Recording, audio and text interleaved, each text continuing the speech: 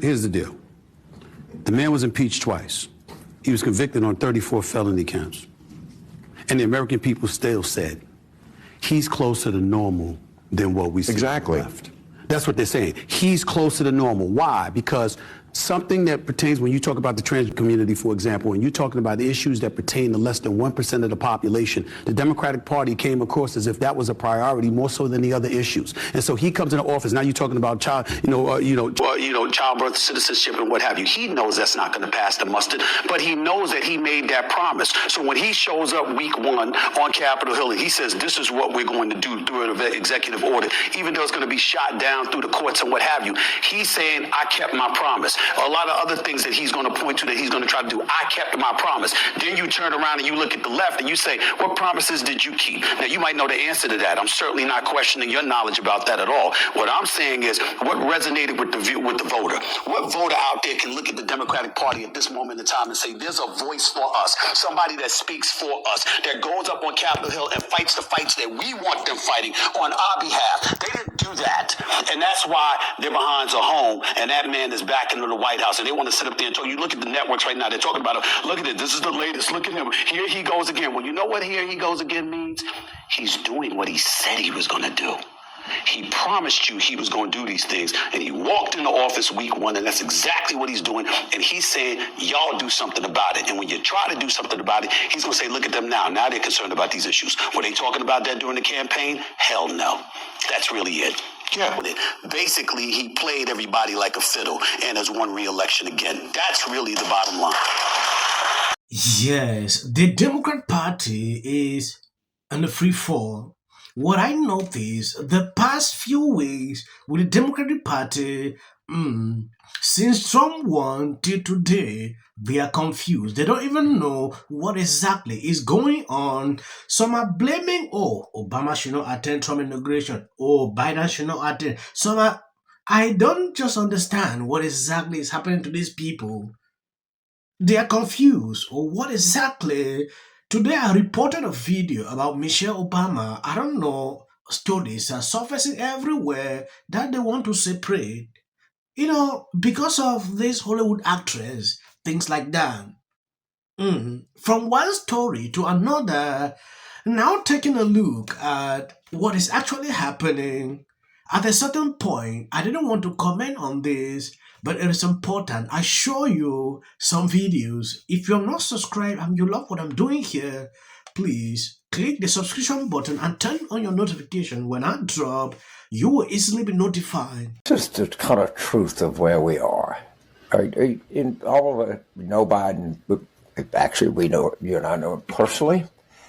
And I think it's fair to say that we're a long time at some level admirers of Joe Biden. And what he's done to himself is no one wants to hear from this guy anymore. Okay? Right. Just go to your condo in Rehoboth and stay there. And that's not because we're bad people or we mean people. It was all his doing. All his doing. This entire thing. In this kind of petty back and forth, I would have beat Trump. And no one fucking believes that at all. And then fighting with Joe Biden and Alexander Pelosi. I mean, just look, guy, you had a noble career. Your last act was terrible. Just get out of the way. The party's moving on. I mean, they're really moving on. And it's very sad but that's just where we are. And he created this himself. He has nobody to blame but himself. Right. Yes, a lot of these people are actually confused. They are moving on. Nobody want to listen to Biden again, but they don't know where they can go to. That is what I've realized. When you take a look at this, you can clearly see the Republican Party is still topping. Watching a video from CNN today, it clearly shows me that people love what Trump is doing. Trump has been in office just for, I think, just 2 days. What he has done, Biden has not been able to achieve that.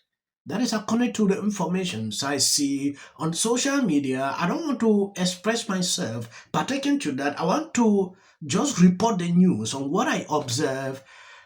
Democrat at this time thought Gavin Newsom could be the president, but what he has done in California, Gavin Newsom cannot win an election right now. I mean, a general election. It's impossible. He will not be able to win. The American people really like what they're seeing, at least compared to where Donald Trump started 8 years ago, right? All right, this is Donald Trump's net approval rating. This is Reuters Ipsos. It's among adults. It was taken the first few days of this administration. Look here. Back in January 2017, Donald Trump became the first president in history to start his presidency with a net negative approval rating. Look at where we are now in January 2025. Considerably better at plus 6 points. That's up 9 points. To borrow a Donald Trump phrase, this is big league. This is a sign that the American people, at least initially, like what they're seeing. And so you see right here, more Americans approve of Donald Trump's job than disapprove. And that is very much unlike what we saw 8 years ago. So compare the rating now to the entire first term. Yeah. So it's not just that he's doing better than where he was doing 8 years ago. It's that he's doing better than he ever did during his entire first administration. So I again looked He never was over plus 3? He was never over plus 3. The highest rating his highest ever net approval rating was plus 3 in March of... Your choice of photo is quite He likes amazing. What he's seeing. He's smirking at the American think media. He just doesn't like you. Maybe not, although he should like these numbers and the way I'm presenting them. You look at January 2025, look at that. Again, you get plus 6. So Donald Trump isn't just in a better position than he was 8 years ago at this point. He's in a better position than he was at any point during his entire first term. Things have very much turned around. This is a very different Donald Trump. He's leading a very different administration in the way he's attacking things. And the American public is very much more in line with him than they were at any point during his entire first term. Well, I would say, correction, this is not a very different Donald Trump. This is a very different Donald Trump as being viewed by voters in this In the moment way he's going about things with Susan Wiles leading things. I think he is, going at things in a much less disorganized fashion, much more organized. Take me back in history. The mainstream media is not happy when they report news like this about Trump. They are not excited. They are not happy at all. Reading articles the other day, CNN boss instructed these people not to bash Trump. If you dare it, you can easily be fired. So their tone toward Trump is changing. They spent the whole year bashing him. Now, when you look at the way they're reporting, it is different from what we are observing, because their ratings started going down and they even decided to fire people, or they are still to do it. That is just a message to them. So Democrats aren't just unhappy about this, they're turning on each other. That's right. The Hill reports that Jill Biden is mad at Nancy Pelosi after she called for her husband Joe to step down. You remember that?